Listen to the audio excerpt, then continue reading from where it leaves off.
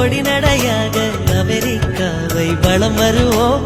கடல் மேல் சிவப்பு கம்பளம் விரித்து ஐரோப்பாவில் குடிபுகுவோம்.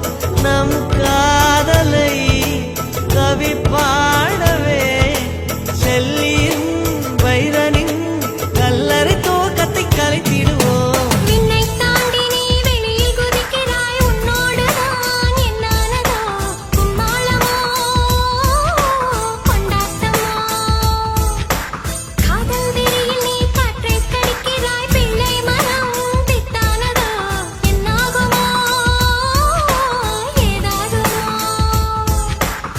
வாடை காற்றுக்கு வயசாச்சு, வாழும் பூமிக்கு வயசாச்சு.